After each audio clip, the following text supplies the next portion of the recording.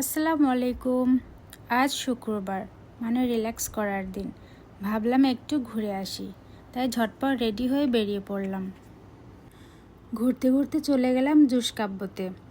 দোকানে এত ভিড় ছিল যে ভেতরে বসার সুযোগই পাচ্ছিলাম না, তাই বাইরেই দাঁড়িয়েছিলাম আর অর্ডার দিয়ে দিলাম ড্রাগন, অরেঞ্জ আর পাইনাপেল, এই তিনটা অর্ডার দিয়ে দিলাম। আবহাওয়াটা এমন ফ্রেশ, একটা ঠান্ডা জুস খাওয়া ছাড়া আর কিছুর দরকারই নেই।